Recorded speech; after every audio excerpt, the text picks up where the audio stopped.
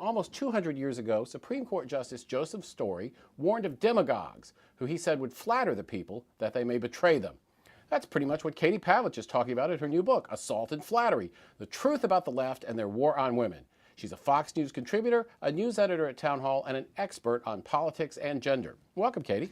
Thank you so much for having me. It's great to be here. Thanks for coming. So we've heard a lot about a war on women lately, but you say it's the Democrats who are actually waging it. How's that? You know, the left has this habit of accusing their opponents of exactly what they're actually doing, and the war on women is no exception. You're kidding me.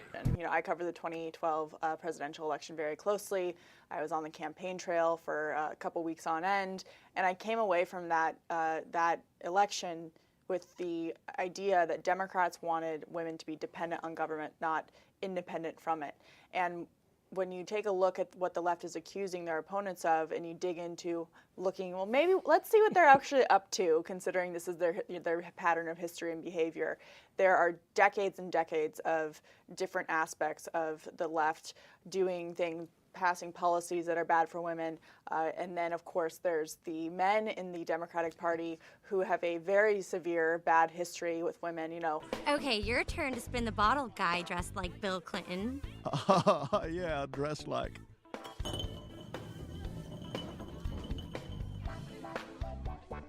All right, let's go make some white water.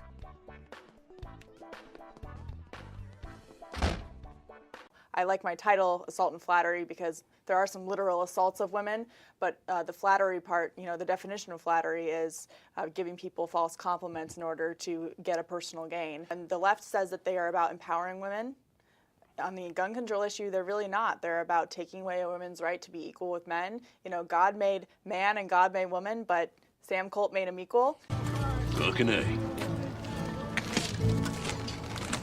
Fucking A. And the bottom line is that women had a right to own a firearm before they had the right to carry a firearm, or before they had the right to vote. And it's really important for women to have that great equalizer.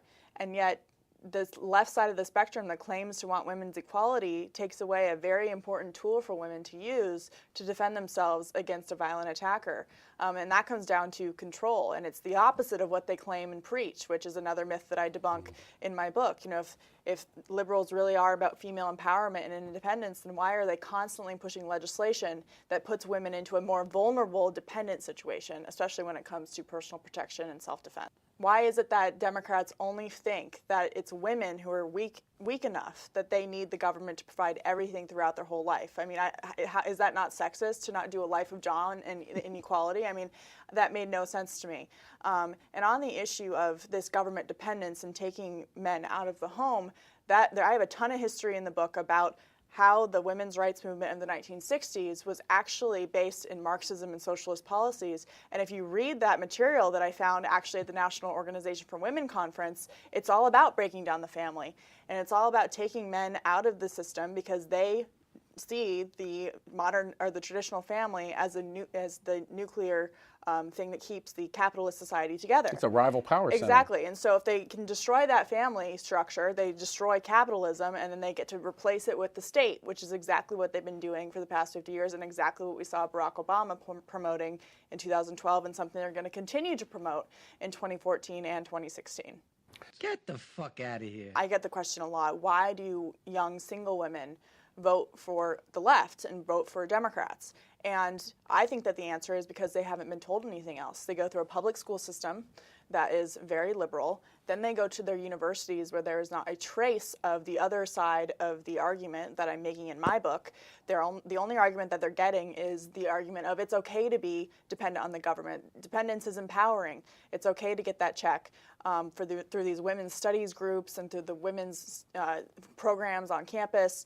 And you can't fault them if they've never heard the other side of the story. You know, you can't fault someone for knowing one thing and then not knowing the other if no one's ever told. Everybody's got a right to be a sucker once. You ask any young woman, do you want to be an independent woman? She's going to say yes, right? And your follow-up question to that is, well, then why would you want to be dependent on a government that's mostly run by men? Would a Republican male get the pass that Hillary Clinton has gotten for attacking a rape victim as she defended his accuser? Absolutely not, no. You know, and Hillary Clinton, in my mind, and I make this argument as well, will go down as in history with a legacy as one of the most notorious defenders of America's most powerful and worst sexual abusers. And I'm not just talking about Bill Clinton.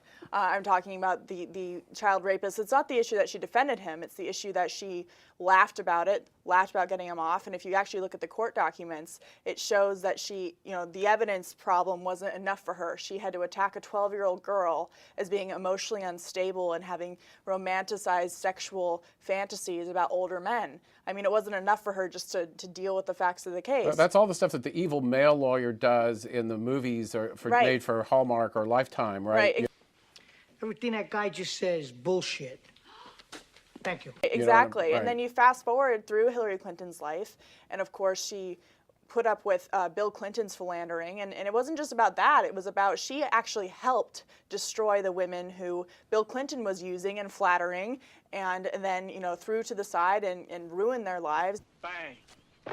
And then you fast forward even more to Hillary Clinton's time in the State Department, where there was rampant sexual abuse of women and girls right under her nose, and she chose to ignore it.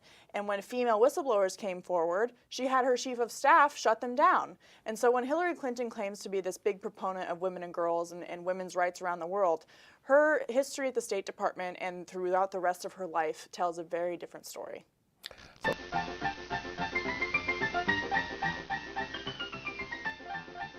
Come get, bitch.